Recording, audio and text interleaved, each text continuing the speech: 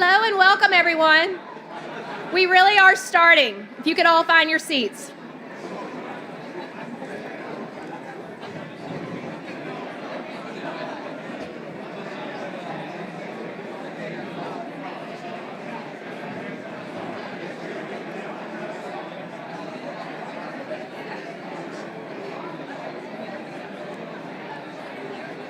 Listen, KC.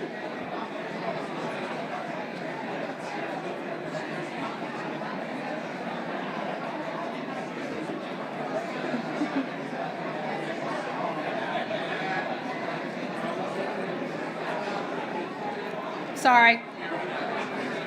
Okay.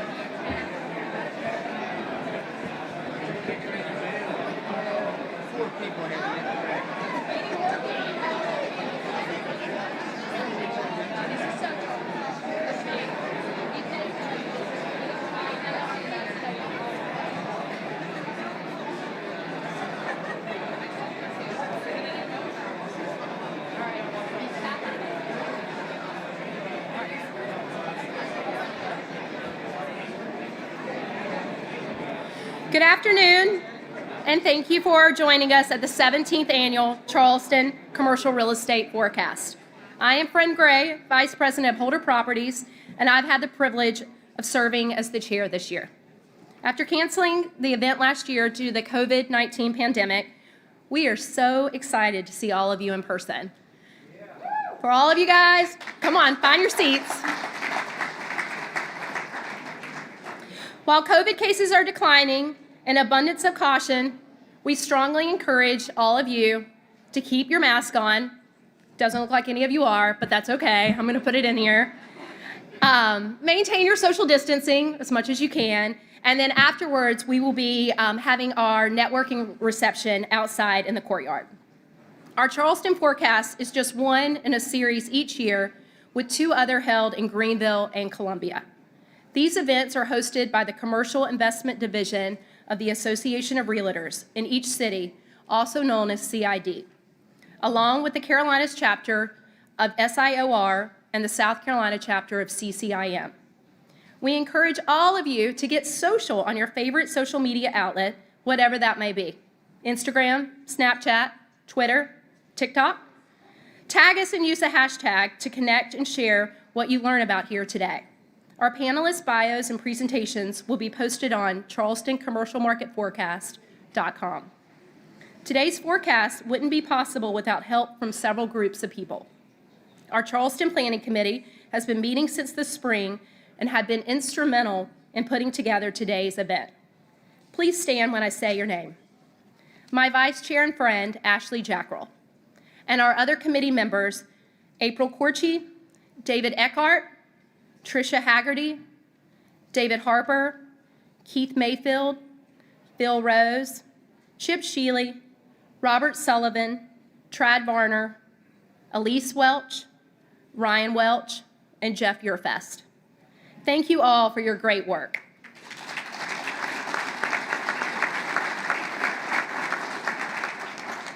I'd also like to give a big thanks to all of our sponsors who are here this afternoon. First, I'd like to recognize our statewide commercial market forecast sponsors. As I call your company's name, please stand and remain standing. Our Tri-City Bronze sponsors are CoStar Group and Haynesworth Sinclair Boyd. Our Tri-City Silver sponsors are Alliance Consulting Engineers, Hood Construction, Magnus Development, Mashburn Construction, and South State Bank. And our Tri-City Gold sponsor is the South Carolina Realtors Association. Let's give a big round of applause and thank you to all our statewide Tri-City sponsors. Now I'd like to thank our Charleston sponsors. This year, we have nearly 30 companies who supported our event with their purchase of a table. Their names are displayed on the screen behind me, and their company signs are on display in the audience. Thank you to all of you. You'll notice hanging around your neck that our lanyard sponsor this year is First Capital Bank. Thank you. Our Charleston bronze sponsors are Alfred Williams, Herman Miller, Bank of the Lowcountry, Bridge Commercial, CBRE, JP Morgan Chase, First Capital Bank, South Carolina Federal Credit Union, and Synovus Bank. Finally, our Charleston Gold sponsors are the South Carolina Commercial MLS and Morrison Yard. Each of our gold sponsors have a few remarks they'd like to give. First, I'd like to welcome up this year's South Carolina Commercial MLS President, Elise Welch. Elise?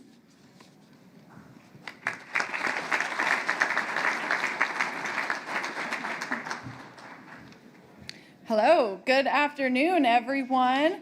Last time I was up here was the commercial market forecast a couple years ago. I'm surprised they gave me a microphone, but here we are. So my name is Elise Welch. I am the partner with Carolina Retail Experts, and I also have the privilege and the honor of serving as the president for the SCC MLS this year.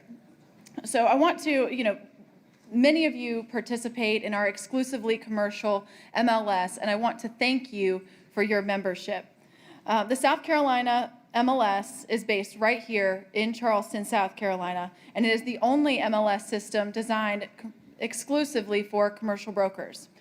We started in 2015, and since then we have grown to over 1,000 members in South Carolina. It is mobile friendly and built with a responsive and intuitive design that allows you to work smarter, harder, and faster, and hopefully make more deals. This has allowed commercial brokerages across South Carolina to exchange data and listings and collaborate across the state. So if you are not currently a member or you have questions about membership, please email support@sccmls.com, or please stop me after the program and let me know what questions you have. Thank you.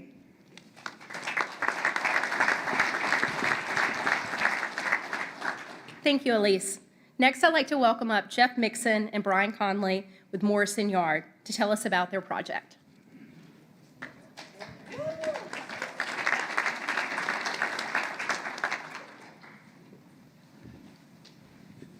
Hey, how are you?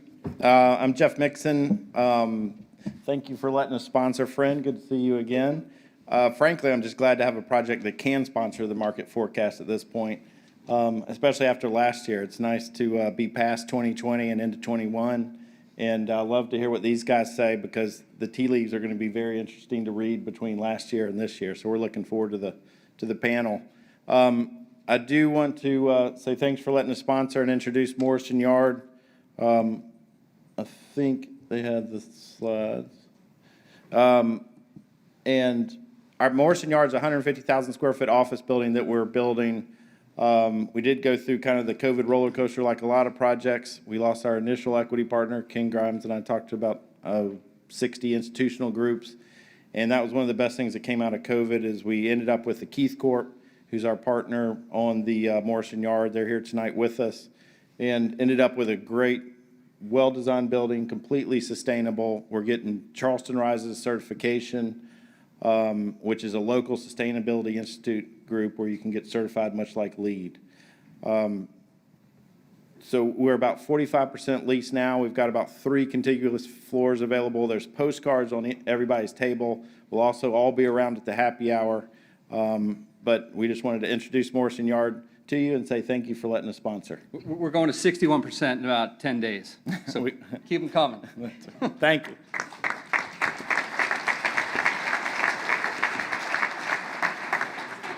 Thank you, Elise, Jeff, and Brian. Sponsorship support over the last 17 years has grown this event into one of the most well-attended forecasts in the Southeast. When you have a need for one of these services, please reach out to one of our sponsors, because they are heavily invested in the community and in your success. When we held our last commercial forecast in October of 2019, none of our speakers forecasted that our world was about to be rocked by a global pandemic. In the last 2 years, our daily lives have faced remarkable change. Our theme today is Charleston commercial real estate during COVID, what we've learned, how business has changed, and what we can expect in the next 12 to 24 months. To help us answer these questions, we will hear from national economist Casey Conway, followed by our local industry panelist, and end with a panel discussion. In the interest of time, please view all of our speakers' bios on our website. We are thrilled to have economist Casey Conway join us today. With over 35 years' experience and credentials from the CCIM Institute, Counselors of Real Estate, and the Appraisal Institute, Casey currently serves as the Chief Economist of the CCIM Institute and as an independent director of Monmouth REIT. Thank you for joining us today, Casey. The floor is yours.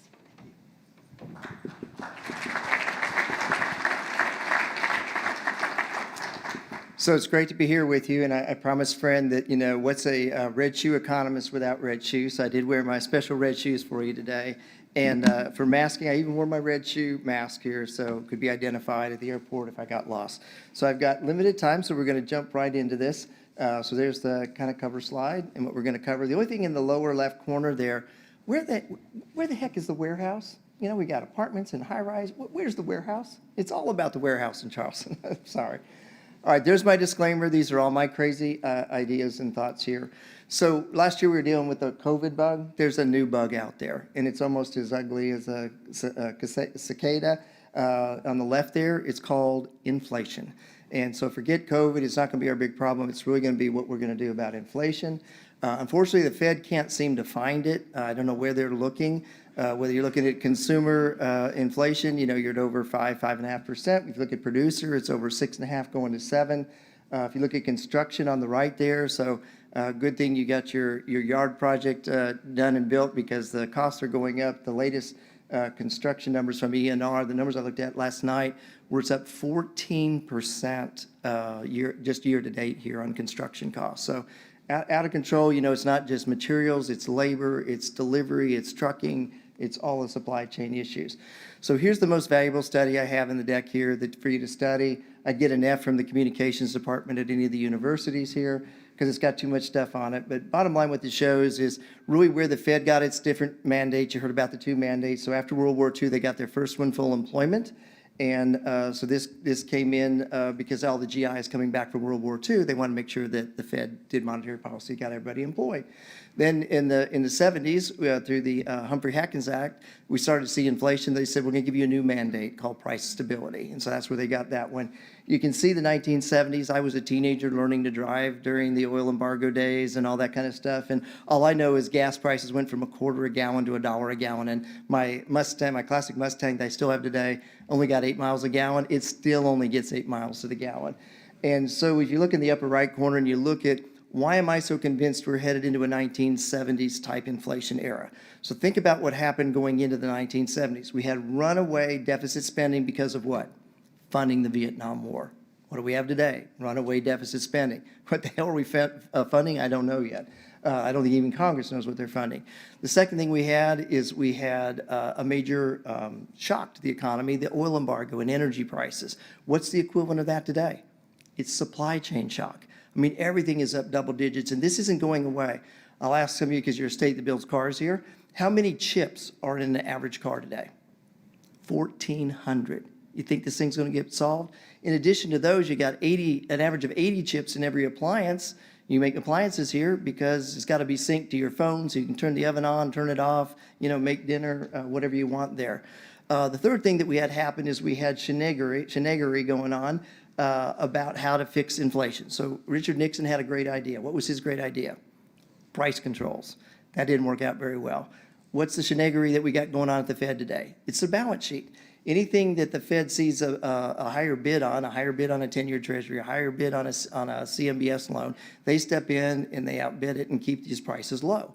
And at some point, we're going to see the true price discovery on a 10-year treasury and a mortgage-backed security, and it's not going to be 1.5%. It's going to be 3 or 4 or 5. And the Fed has doubled its balance sheet from $4 trillion to $8 trillion. It's going to $10 trillion. On top of the trillions we spent on the deficit, we are devaluing the dollar like mad. And as a big import-export state, a big manufacturing state, you guys need to really kind of care about that item. So that's that whole story there. History of government shutdown, so we just diverted it. We kicked the road down to December so that we can blame Scrooge. I think we will have a government shutdown. These idiots don't know what they're doing. They don't understand the economics. They've been going from days to weeks. So the last one was Trump's longest one, end of 2018, early 2019. It went almost 35 days. And before that, it was Clinton. So these get longer and scarier. But hey, if we just create a new Bitcoin for $1 trillion, maybe it'll work out. The next one that's really important to you guys is population migration. It's a huge story. Everybody's leaving the Northeast and the West Coast, and what underlaid everything in COVID was we had this affordability problem. Nobody in the labor and the millennial and the engineers could afford to live in San Francisco or Austin or New York City, and so they've been moving. So this is the latest census data, and you can see in the Intermountain region, Utah, Nevada, Boise, Idaho, that's where they're getting all the West Coast people. And if you look at the Southeast, we're getting everybody from the Northeast. In South Carolina, you're second only to Florida in terms of total percentage population increase. And remember, that was really, you got the benefit of maybe the last year and a half to 2 years. So imagine the next decennial census that we have, these numbers, you could look like what Florida looked like today. So it's a huge story. It's fueling your growth. And so what that means is we get back to the basic. So I'm a counselor of real estate. We have our top 10 issues every year. Number 4 this year was logistics and supply chain. So I wrote the piece about it.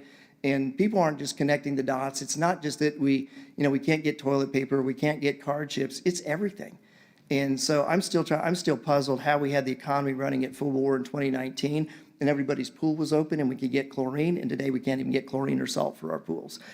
So I'm just trying to figure out all of these things and how broken it is. But we got one clue from Trump's last year in office. And that was when he put the tariffs in place, we began to realize how little we manufacture in this country and how beholden we are to places in the world that don't like us. And that's why South Carolina and the Carolinas and the Southeast are so important to our economy. We actually make stuff. We make appliances, we make cars. We have ports that bring things in, and we can fill those empty containers up with things to go back. We're in LA and Long Beach, they just have empty containers sitting around. So really neat stuff you've got going. Here's the other thing. You can do no forecast on Charleston or the state of South Carolina without talking about the port. They're the only port in North America that has a graphic like this one on the left that shows the port with the big circle in the lower right there, and you show everything around it. That's all the economic developments that resulted over the last decade because of what you've done with this port, development of inland ports, and all that kind of stuff. You're now 1 in 10 jobs in the entire state are because of this port. It's absolutely amazing. Here's your latest numbers. You're setting records. So when people say the supply chain is broken because of ports and rail and trucking, no, they're not. They're working at record levels. The Port of LA and Long Beach, which we think is all screwed up because of unions and everything else, in July they moved the most number of containers at any port in North America, 1 million in 1 month. Now you guys move 2.5 million containers a year. In 1 month they moved almost 50% of what you handle. So it's not that our ports aren't working, it's just we've all gone to online and we're having to source it from all over the world and have it come in a different way. I look at things like the State of the States from Site Selection Magazine. Look at this because CNBC does an annual report every year, and they claim they know what the top states are for business. They put Florida at number 17. They disrespected you guys as well. Site selection gives you objective measures there. Look at where you rank really high. These are things to include in your brokerage packages because a lot of what you're selling in commercial real estate and investing in, the packages go to investors all over the world. They don't just sit here in South Carolina or Charleston. The other thing that's a big story I mentioned is manufacturing. South Carolina and Tennessee are the top 2 states in manufacturing in North America. And so after that, you can see some other southern states. But pay attention, this manufacturing is moving into Boise, Idaho, and Utah because this is what's moving out of California. And so you're a dominant player on the manufacturing. That'll keep you strong. This is a paper I produced before I left University of Alabama. When I went over there, I didn't know what the SEC was. I thought it was the Securities Exchange Commission. And then I misspelled Coach Saban's name, and that's how we got the red shoes. My penalty during my probationary period was the dean made me wear red shoes for 6 months until I learned all the SEC stats. So I was the most hated. But anyway, we did this logistics infrastructure paper. We created our own transformer made about all the logistics elements. And the bottom line is this. Our entire economy is moving from a shop and take home economy. That's what I did. I'm 59. I'd go to the mall, hang out with kids, and bring stuff home to an order online and deliver to me. That's my millennial daughters, and just when I want it. And it's not just things at a mall. It's groceries. It's even car services. I go have the cars picked up at 7 o'clock at night. They do the service overnight. They bring them back. I just bought my daughter a car. We use Carvana. It was one of the easiest things I ever did. I don't know if I'll ever go to an auto dealership again. This was a piece that we published in June with the CCIM looking at last mile logistics. And I joke a little bit, I could never say this at the university, last mile logistics is a little bit like pornography. You can't really define it, but when you see it, you know, hey, that's last mile, that's pornography. So this basically explains what last mile logistics is. You can look at it. I'm going to give you a warning sign. So how many of you have done your Christmas shopping? How many of you shipped your packages? Man, you better have it done by the end of this weekend because you're not getting anything moved. Here's how FedEx and Amazon have solved their problem in the last 2 years. They go to other parcel carriers like On Track, which is headquartered in Phoenix, or LSO out of Austin, Texas, and they handle their overflow. All of these sub-parcel carriers that support Amazon and FedEx have said, we're full, we're fully booked, we can handle no more for you. The forecasts are for somewhere between 5 and 10 million packages a day between now and New Year's that will not be able to be delivered or processed in the system. So go to county fairs, go to your local artisans here, get your goods because you're probably not going to get anything that you need. Industrial, we're going to hear on the industrial side, but I think from not the CBRE folks, but this is a neat report to look at from the CBRE folks. Each of the brokerages do a good job. This is their mid-year report on industrial. And for the first time in all the years that CBRE has been tracking the industrial market, every single industrial market in the country saw cap rates compress. It's just that doggone valuable. And entities that have maybe a 13 to 15% allocation in industrial want to go to 25, and they want to take their office in the retail and they want to lower that so they can load up on industrial. I think retail's still an opportunity there. On housing, here it's this simple.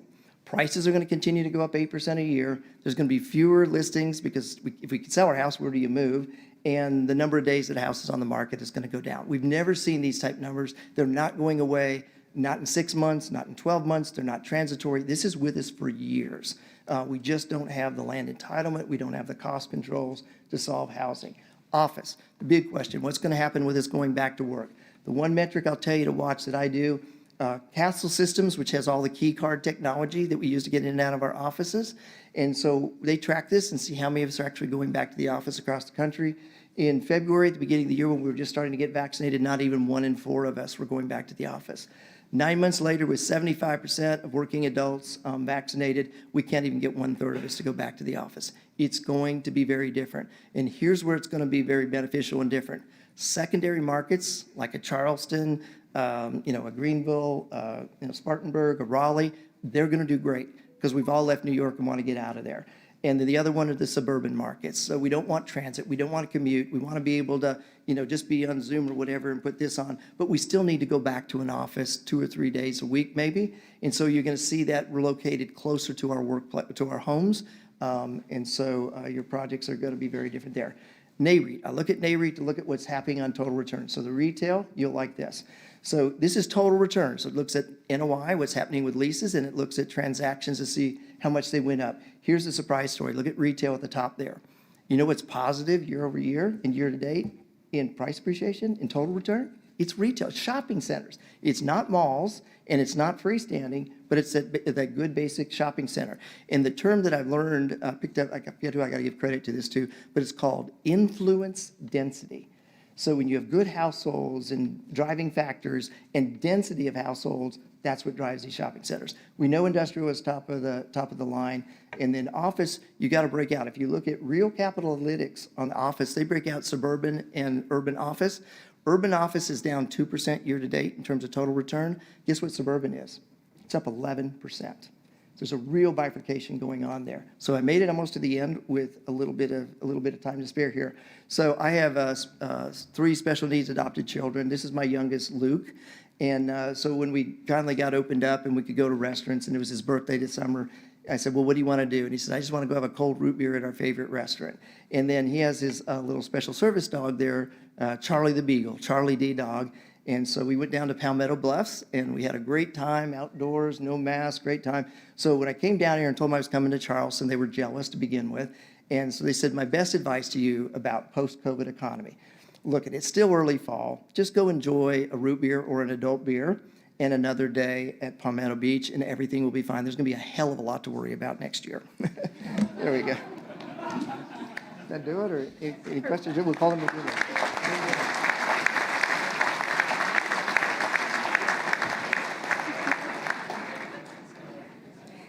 Thank you, Casey. That was very insightful. Now we'll hear from our local panelists, beginning with our office sector.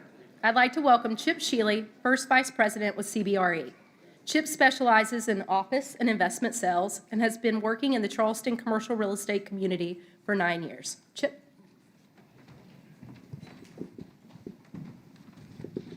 All right. Thanks, Brent. Wow, what an interesting last 18 months. Let's reflect for a minute on what we've all been through. Early in 2020, we were looking great. We coming off a strong 2019, and national and local economies were vibrant. All of a sudden, COVID hits. Murder hornets arrive in the U.S.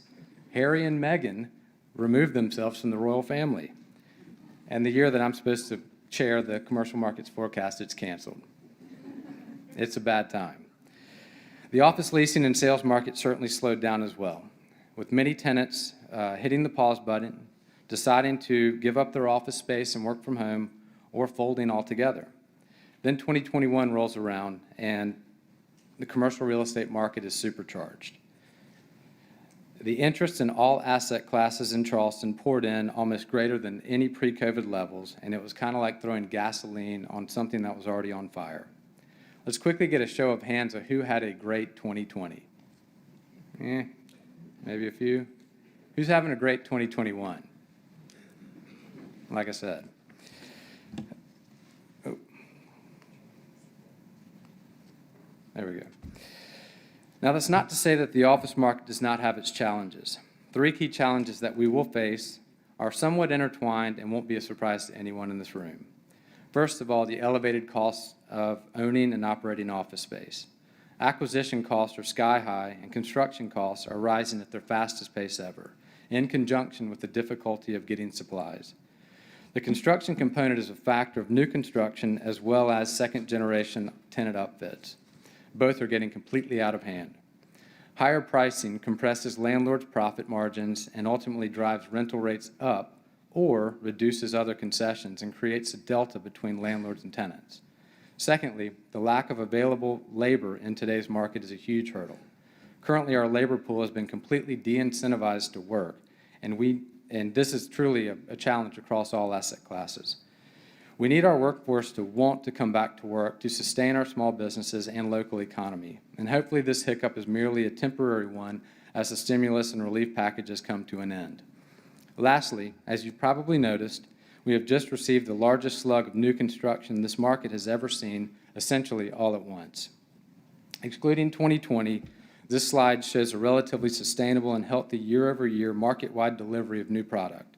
Unfortunately, the pandemic hit at the same time our market was slated to deliver over 3 times the amount of new space than the year before, and there's still more under construction on schedule to deliver in 2022.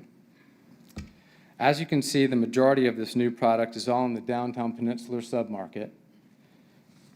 And this seems to be where developers are betting the strongest office market will be, with the CBD continuing to shift north up the peninsula. It wasn't too long ago when office users wouldn't think of occupying space north of Calhoun Street. Now the tides have completely turned, and tenants look to be further up the peninsula, away from the tourists and horse carriage traffic. One building I'd especially like to point out is number 6 on this slide. It's a beautiful 5-story center core building with amazing access to anywhere, 677 King. Shameless plug, I apologize. What does this all mean? Will these hurdles prove to be too much to overcome for our office market? Is the office market dead? No. Studies say that the office is here to stay. Since the onset of COVID, fewer and fewer employees are considering reducing their office portfolio size. What we're actually seeing locally as a direct result of COVID is that Charleston has become an accelerated move-to market, with population growing faster than ever.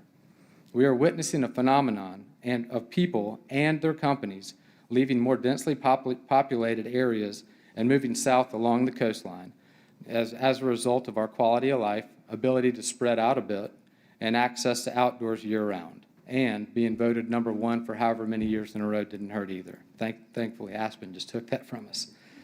One of the panelists in the C5 Commercial Real Estate Summit in New York recently just said, now is definitely not the time to short on sunscreen. People are coming down in droves, and they all need a place to work. Now, this does not mean that companies will use office space the same going forward. Things may be different for a while or possibly forever. It's really too early to tell at this point. One trend that we are seeing is that companies are getting smarter on how they use their space. They're examining ways to be more efficient to maximize the office experience. Employers are more focused on quality of space, cleanliness, and health of their workers, as well as having ample amenities to maintain a happy workforce and give them a reason to come to work. The financial services and tech firms are leading the way by looking at hybrid models such as a 60-40 split in time away from office and time in the office. Firms are approaching the inevitable come back to work with different test cases and a wait-and-see attitude. The intent is to give employees flexible opportunities to work remote when need be, as well as continue to maintain somewhere for them to collaborate in the office environment. One thing that seems to be the consensus across all markets is that the office remains the hub of business.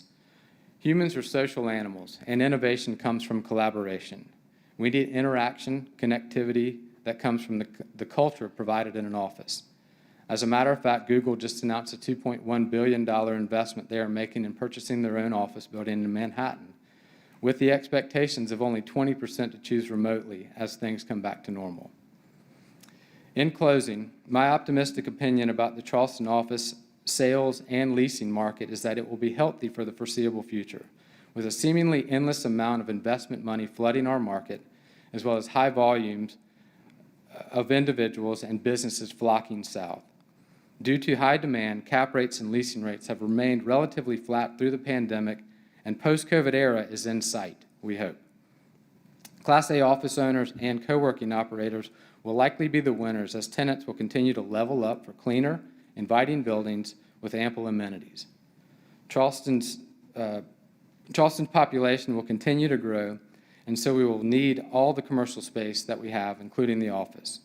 I realize we have a lot of new product coming online, but with the interest in Charleston as well as the interest in coming back to the office high, I honestly feel like we're going to need every bit of it. That's about what I got. Thank you very much. Short and sweet. Time is money, right, Charlie? Thank you. Thank you, Chip. Next, we would like to welcome Monica Klawuhn, Vice President of Zuckerman Co., to forecast the retail sector. With over a decade of real estate experience, Monica leads the landlord retail leasing team for Mount Pleasant Town Center and the Jasper. Monica?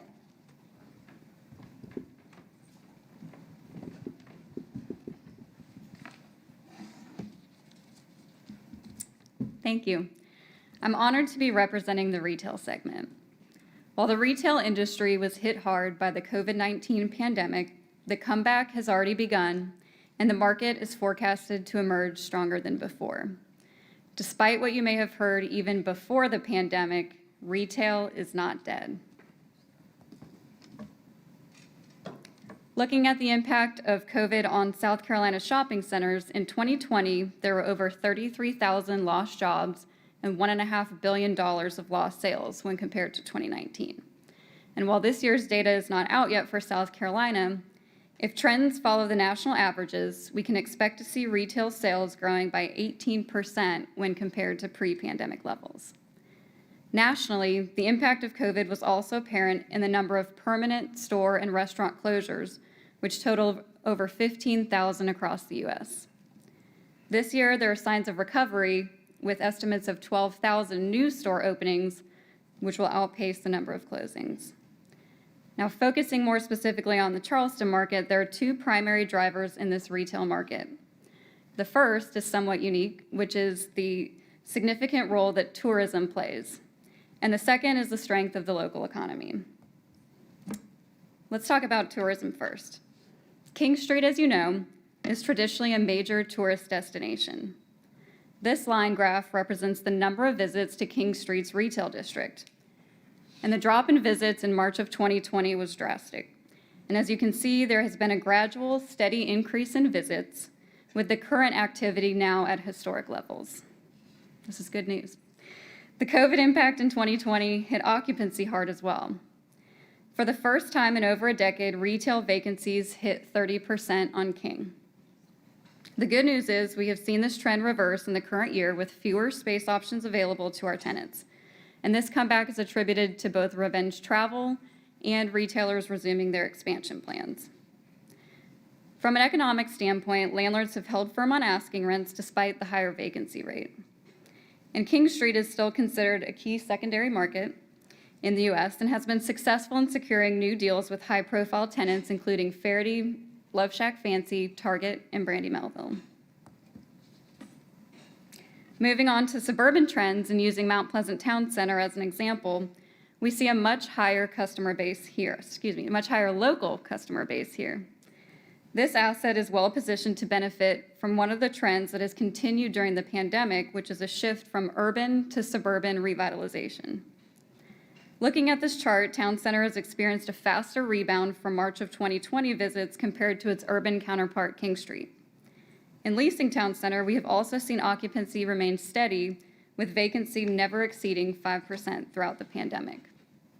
In other positive news, retail sales, as I mentioned before, nationally are averaging 18% growth over pre-pandemic levels. And here in Mount Pleasant, we're seeing numerous tenants far exceeding that, with sales as high as 58% above pre-pandemic levels in 2019 sales. Factors attributing to these positive results are revenge spending and pent-up demand. And Town Center is also getting a lot of attention from national and new-to-market retailers. And our leasing strategy moving forward is to incorporate more restaurants for energy and activation and to update the brand offerings with more relevant and innovative concepts on par with the recent additions of Lululemon, Peloton, and Bluemercury. Now, generally, there were some categories that were winners during this challenging time. As consumers, we all made some changes to our behavior during the pandemic. Who in here got a pandemic pet? Or maybe hopped on the Peloton bandwagon? Or perhaps you took some Zoom calls in your sweatpants. Some of you look very guilty. I know I am. These retail categories excelled despite COVID, both achieving higher sales and continuing their expansion plans into new locations. Switching gears, we all know traditional retailers have experienced challenges. And I think we've heard of these challenges already several times today. The three main impacts to our real estate deal making currently are: number one, staffing shortages; two, inventory and supply chain shortages; and three, construction costs and delays. To address these challenges, here are some of the current trends that we're seeing. Tenants have met staffing and inventory shortages by incorporating smaller format stores, and restaurant expansion is heavily weighted toward fast casual concepts. Other solutions include offering mobile ordering, new delivery options, same-day in-store pickup, lockers in stores, and curbside pickup. Tenants are downsizing their physical footprint and leveraging the use of showrooms, fulfillment centers, and their online presence. Another trend accelerated by the pandemic was a huge spike in e-commerce, which grew by more than 30% in 2020. No surprise there. What are we seeing in terms of deal structures? We're seeing more and more tenants negotiating percentage rent structures versus fixed rent and asking for higher tenant improvement allowance to account for the rise in construction costs and lending restraints. On average, rental rates are holding steady, and landlords are getting creative with underwriting. So what's in the forecast? Well, in about 30 minutes here, it's happy hour. And speaking of happy hour, a future trend gaining popularity is for entertainment districts to be zoned to allow for open containers for alcohol on sites. Avalon and the Battery Atlanta are just two prominent mixed-use development examples that our team worked on in Atlanta that are zoned as entertainment districts. And we're seeing the trend catch on in North Carolina as well, with projects like Biltmore Village in Asheville and Fenton in the Triangle, applying for these entertainment districts to see this as a way to increase the number of visitors and increase activation on the site. Another future trend is digitally native companies opening brick and mortar stores.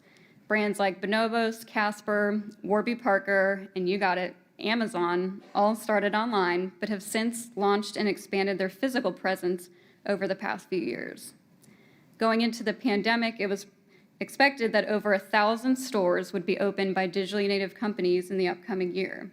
And while COVID may have slowed these plans, that trend is expected to continue. There's also expanding emphasis on entertainment and experiential retail. For example, Dick's Sporting Goods' new House of Sport concept incorporates a turf field and track, rock climbing wall, golf simulator, putting green, batting cages, and more. Lastly, zoning and infrastructure will need to adapt to accommodate for the increased demand in drive-throughs, pickup windows, and designated parking spaces. Wrapping up, the future of retail is most promising and trending toward high-density, mixed-use developments. What we at Zuckerman Co. have found in working on past projects like Avalon and the Battery Atlanta, and currently Fenton and American Tobacco, North Carolina, is that retail is most successful in combination with varying components of office, multifamily, entertainment, hotel, and hospitality. We're looking forward to what's to come with projects like this in the rapidly growing Charleston market as well. So my final forecast message that I'll leave you with today is that retail, although changing, is very much alive. Thank you.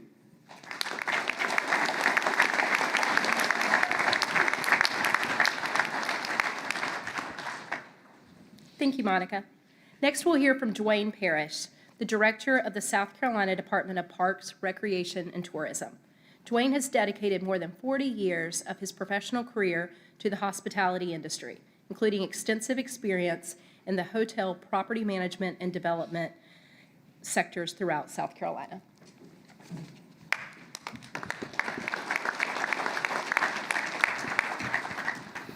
Good afternoon. Wow, it's so great to be back in front of people in an in-person meeting and not on Zoom. As a guy who talks hospitality, obviously meetings are very important to us. So, a little bit about today. I'm going to spend the next 10 minutes talking about the good, the bad, and the ugly, if you will. Most of you experienced it, but the bad news for Charleston County last year, you lost almost $1 billion in domestic visitor spending. That's almost a 35% decrease over the prior year. And 2019 was a record year for tourism for both Charleston and for South Carolina. The good news, almost every tourism metric indicates substantial recovery in 2021. You'll see some of this in the next few minutes on the slides I put up here, but essentially when the vaccination started in March, February, March, April, if you remember, people came out with a vengeance. I mean, there had been a lot of cabin fever in place. People didn't travel last year, so they had a lot of disposable income. They didn't pay to drive to work. They didn't pay to go out to eat. A lot of income ready to go, get out and go see places. Outdoor recreation became the choice for travelers to go to. South Carolina, known for beaches and golf, in great position for that to happen. So, some charts up here, and you can kind of get lost in this, and I'll give you the overall message, but I wanted to break this down a little bit for the different parts of Charleston. So the key part here are what the color of the lines. So the current year, 2021, obviously the shortest line is the green line. 2020 is Clemson orange, a year we want to forget. And then 2019 is the gray line. So again, keep in mind that was a record year in 2019. So not substantial difference here, but you see the drop obviously when COVID hit in the spring of 2020. But then you see, this is hotel occupancy, by the way, in case you didn't see on the side there. But if you take a look at this year, we started out really bad in January and February. If you'd asked me about this year in January, I would have told you 2021 will be better than 2020, but a long way from 2019. Not the case. So as I mentioned a moment ago, when vaccination started, you can see it on these charts. Here comes the traveler. The difference here is what's missing is the business traveler is still down about 30% as I speak to you today in South Carolina. The international traveler is 80% down from what it was 2 years ago. And really the meetings market is still not fully back to where it is because of the lead time it takes to have a meeting. But what you see here is that people who didn't go international, they stayed domestic. We're also a drive market. 80% of the people come in our state come by car. We're fed by 6 major interstates throughout our states and the surrounding states. We're in a great position for that. We have a lot to offer inside South Carolina. So you see these occupancies around the state, and the green line essentially catching up to, or in some cases, particularly during the summer, surpassing the 2019 levels. Let's take a look at the average rate. If you've traveled recently, you've probably seen an increase in rate. Some prior speakers have talked about inflation a little bit, particularly our economist. No different in hotels. The green line, the key one is the green line here. That's the average rate for this current year. The colors stay the same as the previous charts. 2019, a record year. Look at the hotel average rate, and it doesn't matter. Pick one you want to pick. Look at Mount Pleasant, for example, in the bottom right. So you see the green line almost catching up in April of this year, and then look at May on. Average rate up in some cases as much as $40 or $50, the average rate. Hotel rates, while discounted last summer, have gone the opposite direction this summer. You've seen that, if you've traveled lately. And I will tell you, these numbers, while 2021 will likely be another record year for us, probably the most amazing part of my entire career, South Carolina has never been ahead of the United States in occupancy or average rate for a variety of reasons. Cheaper labor, cheaper real estate. I know I'm preaching to the choir when I say that, but for the first time ever in 2021 right now, we're about $14 ahead of the United States in average rate, and we're about 8 points ahead in occupancy. We have outperformed the country like we never have before. We're also well ahead of the Southeast. So we, not closing down during the pandemic put us in a better position coming out of the starting gate when things started to come back, and then being known for outdoor recreation were the two factors I would attribute this tremendous growth in both occupancy and average rate. One thing stayed steady during the entire pandemic, short-term rentals. Airbnb, hot to trot. They have done extremely well during that time. A lot of vacation owners who had short-term rentals took them off the market. And you see up there at the top that supply actually decreased by 14.7%. But look at revenues have increased almost 4%. The other thing, and again, the colors are the same on the chart here, but look at February and March of 2020. You have a slight drop, but nothing like what hotels experienced, or anything else for that matter. Short-term rentals became two things. One, a way to sort of get away out of your own house, even during the spring of 2020, and they became a place where you didn't have to worry about seeing other people. You had privacy. You could eat in because a lot of restaurants were closed at the time. Takeout was very popular. You could cook inside of most short-term rentals with a kitchen. They just became, and they were already catching up to hotels prior to the pandemic, and they really sort of shined during that time. Again, on the average rate side, not as much growth as hotels, but you still see the green line the last couple of months in July and August, well ahead of the prior years. But even during 2020, which is the orange, they didn't drop rates like hotels did. So short-term rentals continue to do extremely well. Admissions tax, for those that may not be familiar with what this is, commonly called the ticket tax. If you go to a college football game, if you play a round of golf, if you go to a concert, or you go to a movie theater, a portion of your charge is called a ticket tax that goes to the state. Admissions tax are shown on this chart here. There's a little bit of a lag time for the time the vendor collects the tax, pays it to the state, and reports it. This is Charleston County. You see at the top in the first 6 months of 2021, admissions tax collection from golf are up 67% over 2020. Obviously, a lot of golf courses, a few shut down in Charleston in 2020 in the spring, but most stayed open. But look at even over the same time period in 2019, admissions tax collections from golf are up almost 21% over a record year. Golf has not seen this kind of resurgence since really the Tiger Woods started his peak in the 1990s. So golf has taken off. Golf typically makes up statewide about a fourth of this tax. And I can't tell you it's a combination of both golf rounds as well as the cost per round, but tremendous growth. Another thing, if you look at the pandemic, you look at May, the orange line, which is May of 2020, June of 2020, still up, catching up very quickly. And actually, June caught up to 2019. So in the middle of the summer, the pandemic was still very much in the heart of the country. Golf quickly became an outdoor recreation way for people to get out, safely social distance. People felt safe. They sanitized golf carts. The golf industry figured it out pretty quickly.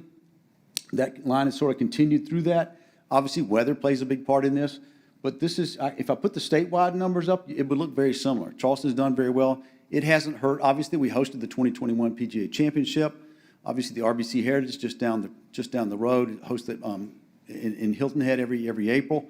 And then this year, we actually had the Palmetto Championship at Conway. So at a time when golf is really taken off, we really put our foot on the pedal, a gas pedal, if you will, really promoted golf. We were on the national television audience for 3 consecutive months. I mean, Jim Nance has been a great ambassador for South Carolina during that time period.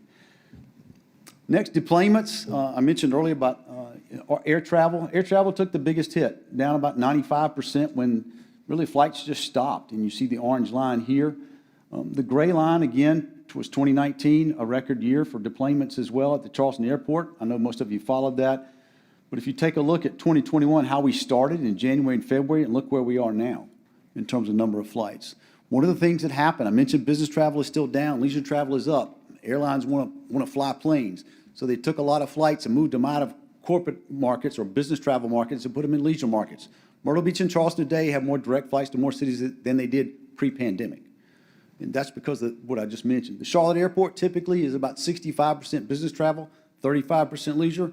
So far this year, it's the reverse. It's the leisure travel that's out feeding, not only feeding the drive market, but also the air travel market. Unemployment, that's been mentioned by several other speakers, or what I'll say unemployment, if you will. Our industry laid off over 50% of our employees nationwide, about 57%. South Carolina was about 53% last spring. Unfortunately, a lot of people in our industry left the industry, went and did something else. But if you remember, pre-pandemic, we really had it was a tough getting labor in the hospitality industry even then. Still haven't caught up. You see the green line, still a long way from the 2019 line. And I don't know, it won't catch up this year. Unemployment is, lack of employment and lack of staffing issues is still a big problem. You still see some restaurants not using all their tables, and it's not because of the business, it's because of they don't have enough staff. And that's still the case in many cases. The one silver lining that's come out of this is hospitality and leisure wages today are about 20% higher than they were in 2019. So the market conditions have raised wages somewhat from that. Lastly, opportunities. Expansion into new markets. We have a lot of people who've traveled internationally, didn't go this year or even the last 18 months really, have discovered places like Charleston. Someone mentioned earlier, Charleston's been at the top of the Condé Nast rankings for 10 or 11 years, with the exception of this year. I think they're number 2 behind Aspen. But Travel and Leisure Magazine, also number 1. So a lot of people who may have traveled internationally before and had money to spend came to Charleston. The return of international travel, I mentioned that again. It's really not back yet. The good news is the White House just announced about 3 or 4 weeks ago, opening up to international travelers in Europe starting in November. That's huge, particularly for Charleston. Charleston is named after King Charles II. Europe is the biggest feeder market for Charleston in terms of international travel. For Myrtle Beach, it's Canada, but particularly the UK. Now, we had the British Airways flight in 2019. Ticket sales for the 2020 summer flight of British Airways were off the charts. Unfortunately, it went away in March when the pandemic started. If you'd asked me 4 or 5 months ago if we had any chance of getting the British Airways flight back in the summer of 2022, I said, no way. Still probably not, but a better chance today. They give it a few minutes before they tell us no when we call now. But that's a big deal. That says a lot about when British Airways flew into Charleston in 2019. Charleston's the smallest market in the entire United States that British Airways flew a direct flight in from London. It says a lot about Charleston and its business capacity, and its business and ability to fill up airplanes. Increased exposure as a golf destination. I mentioned earlier, South Carolina is known for beaches and golf. Look at what Klawuhn did. Klawuhn, in real estate is directly affected by golf, obviously, but there's nothing like having the ocean course on, ESPN or CBS or whatever the case may be for typically, anywhere from 12 to 15 hours over a weekend of a national television audience, particularly for a major tournament, and then to have a legend like Phil Mickelson win is just tremendous. We can't buy that kind of exposure. But this comes at a time when golf is at an all-time highs. I anticipate as the European markets open back up, Europe, much like the U.S. had cabin fever the last 18 months. I had International Showcase, which is our largest travel and trade show for the United States a few weeks ago. The European tour operators I talked to all said the same thing about what happened here, that the Europeans can't wait to come back to the United States. The South has never been in a better position because there's been a lot of negative publicity about New York and the big cities. I think the South can capitalize on the international market, much like the domestic market has been the last 6 months. What will business travel look like? I don't believe it'll ever come back to where it was in terms of numbers because of 2 years ago, most of this room never heard of Zoom. I certainly didn't. But today, that is certainly taking the place of some business travel. Will it go away substantially? No. I think it's probably a 10 to 20% drop going forward. Current growth sustainable? Yes, but it has to be managed. You remember the over-tourism? The word over-tourism went away in 2020, obviously, but it's still going to be out there on the horizon. The labor supply, everybody's talked about that. That's an issue going forward and will continue to do so. But I'm very positive about 2022. I do believe 2021, if we have a good fourth quarter, and the Delta variant has not had the impact that many of us in the tourism industry thought it would have if you'd asked 3 or 4 months ago. But if 2021's fourth quarter is as good as I think it's going to be, 21 will actually be another record year. As you saw the lines, we'll catch up to 2019 and be another record year. And I firmly believe with the return of increasing business travel, increasing meetings market, and the return of the international travel, that 2022 will be another record year for tourism. Thank you very much.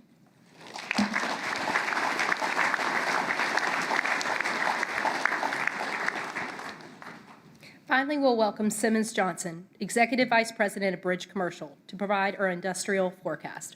With over 17 years of experience, Simmons specializes in industrial leasing.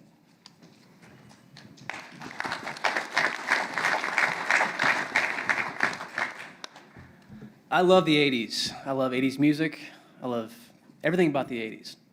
And when I was trying to think about being the last guy standing of talking industrial in Charleston is how do you wrap up a 5-minute presentation with an 80s reference? And I think I did it. Ferris Bueller is one of my favorite movies I've ever seen. And I think if you look at industrial and you read this quote, life moves pretty fast. And if you don't look around, you can miss it. And as a visitor coming in, whether you're visiting from out of town or you're local, you see the construction that's happening, and you think, okay, this is great, and it's done.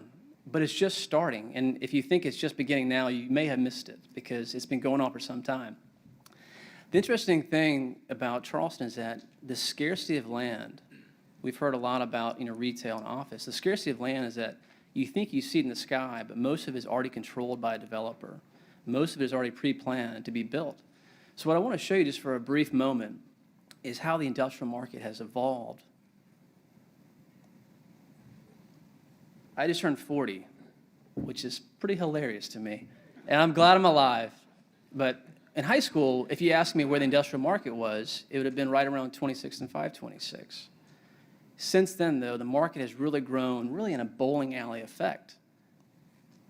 Panama Commerce, which is one of our most dynamic markets we have, right now is infill. In 2015, it was the center. And I'll mention a few projects in a moment.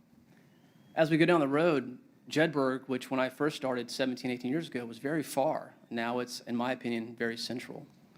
And this continues to go farther and farther out, with Ridgeville very soon to be a very central market as it's coming through with both Walmart and Volvo.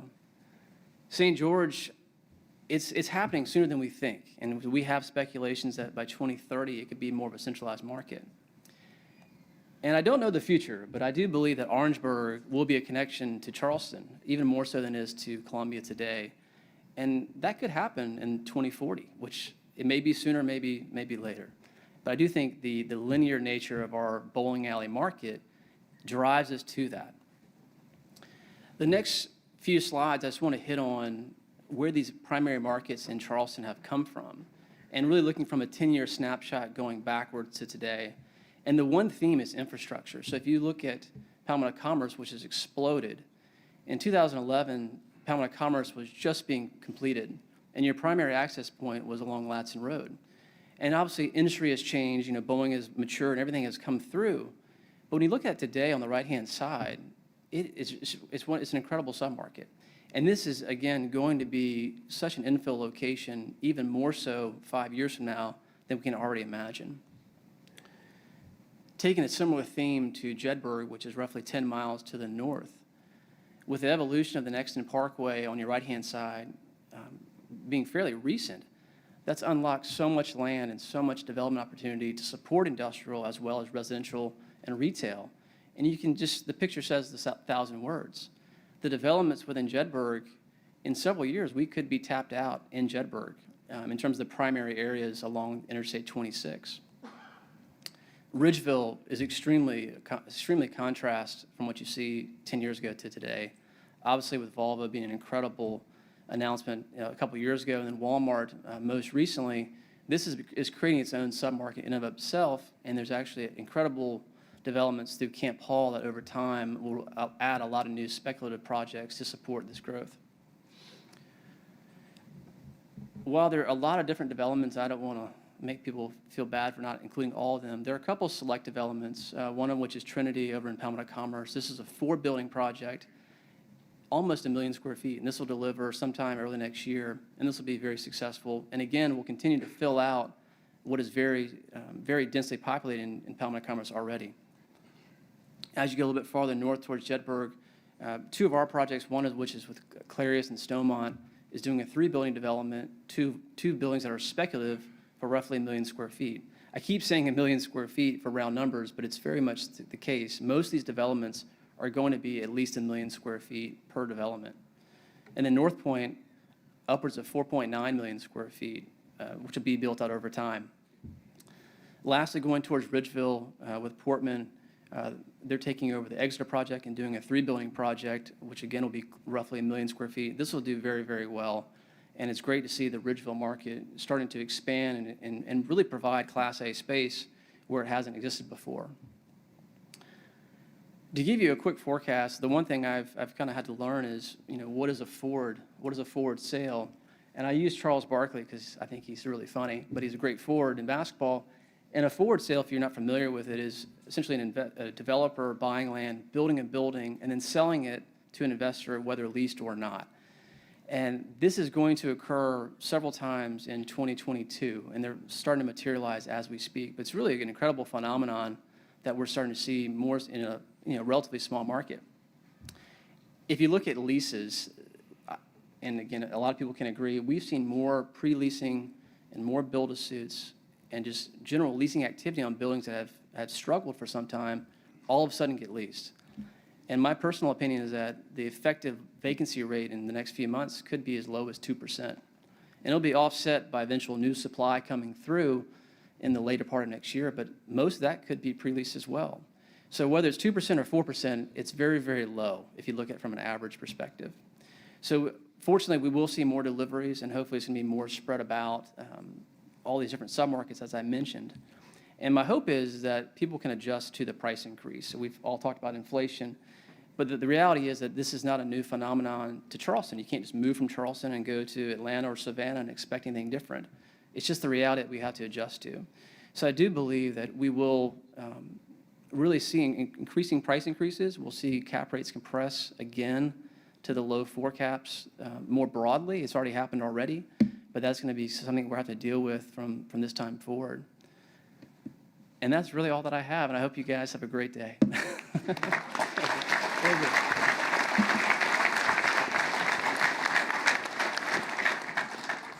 Thank you, panelists. Lastly, you might have noticed that we didn't have a multifamily panelist this year. That was intentional, because who needs to hear about what is currently the greatest asset in the world? We have just a few minutes for questions. There are 2 microphones in the audience. If you have a question, please head to the microphone so we can all hear. Don't run. Okay, I put together a couple. Oh, perfect.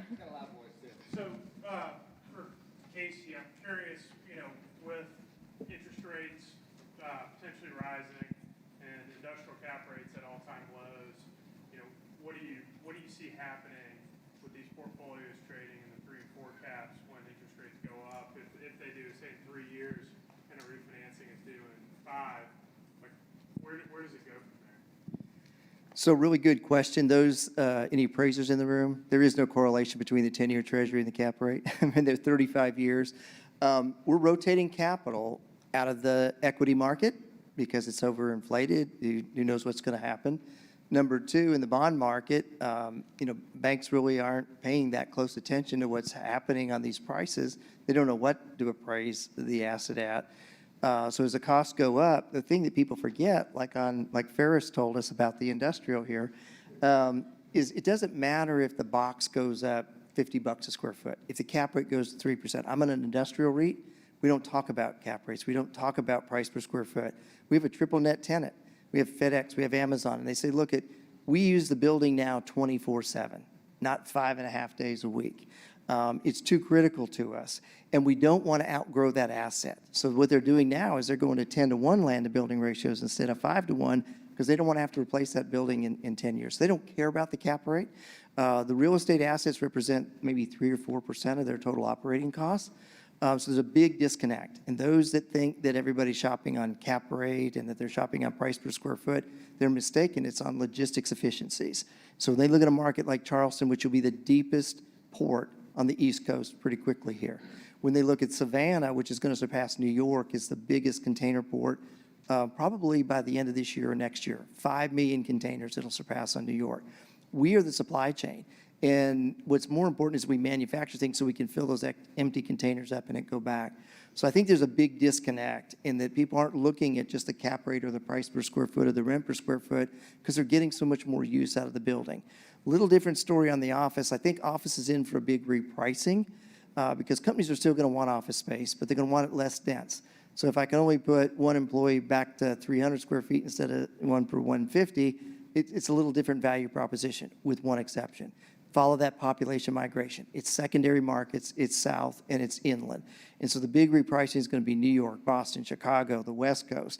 The secondary markets, you look at Nashville, Huntsville, Charleston, you could double the supply. And what you've got in terms of workforce coming here can probably handle it. But there is a big repricing in terms of that total return. So that's why I say look at the neighborhood return.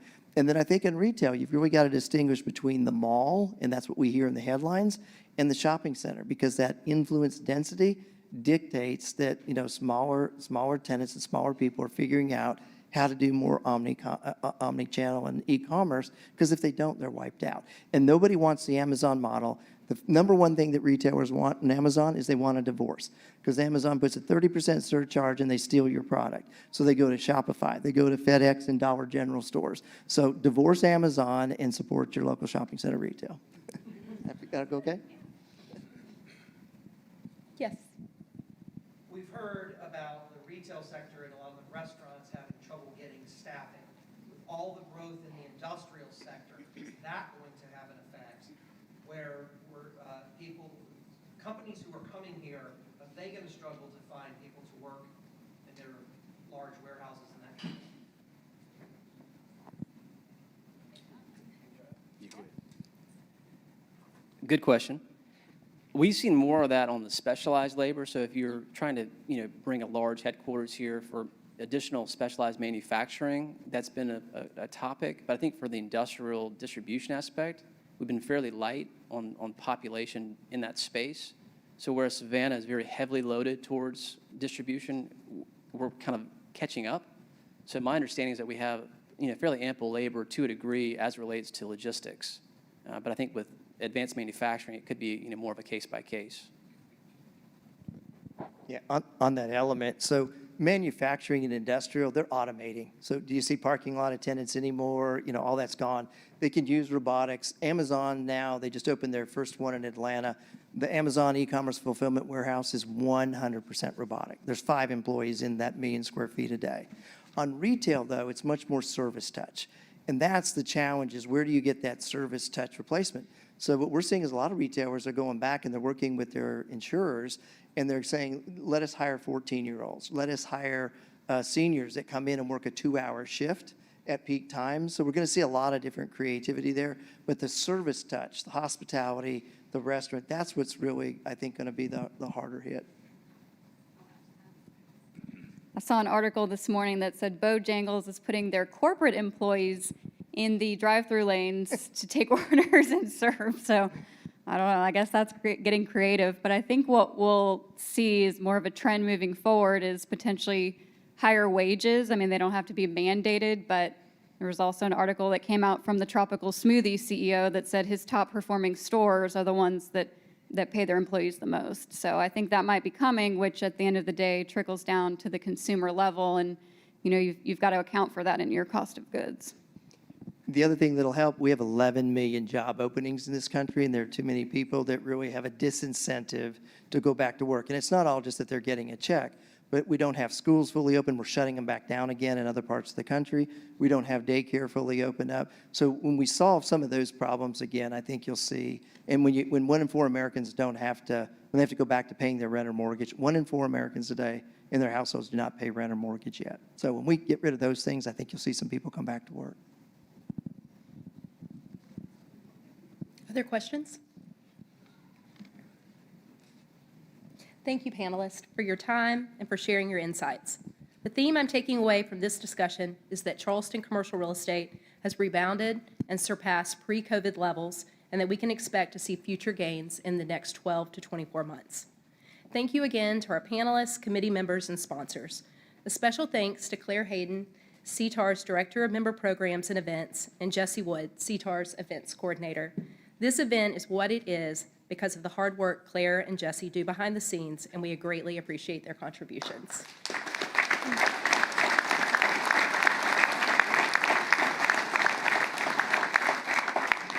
A reminder that you can find the slides for download on our event website, charlestoncommercialmarketforecast.com.